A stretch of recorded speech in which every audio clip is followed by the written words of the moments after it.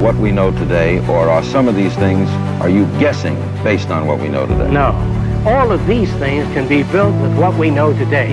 It would take 10 years to change the surface of the earth, to rebuild the world into a second Garden of Eden. The choice lies with you. The stupidity of a nuclear arms race, the development of weapons, trying to solve your problems politically by electing this political party or that political party, that all politics is immersed in corruption. Let me say it again. Communism, socialism, fascism, the Democrats, the liberals, we want to absorb human beings. Big club, and you ain't in it. You and I are not in the big club. Person.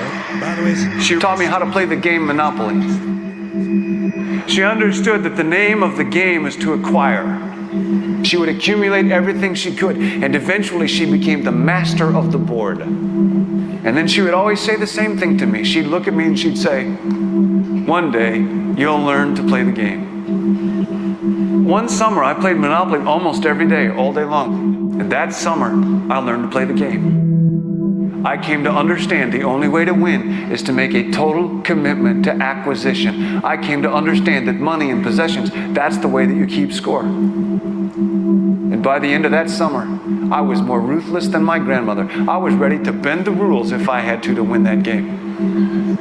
And I sat down with her to play that fall. I took everything she had. I watched her give her last dollar and quit in utter defeat. And then she had one more thing to teach me. Then she said, "Now it all goes back in the box." All those houses and hotels, all the railroads and utility companies, all that property and all that wonderful money, now it all goes back in the box. None of it was really yours. You got all heated up about it for a while. But it was around a long time before you sat down at the board. And it will be here after you're gone. Players come and players go. Houses and cars, titles and clothes, even your body.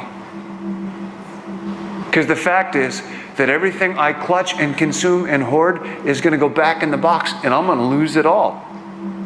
You have to ask yourself, when you finally get the ultimate promotion, when you've made the ultimate purchase, when you buy the ultimate home, when you have stored up financial security and climbed the ladder of success to the highest rung you can possibly climb it, and the thrill wears off, and it will wear off, then what? How far do you have to walk down that road before you see where it leads? Surely you understand, it'll never be enough.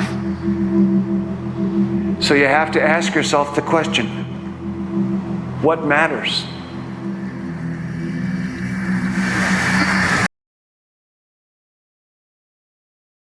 A movement driven by big corporations to take the soul away from people, to disconnect people from the higher world.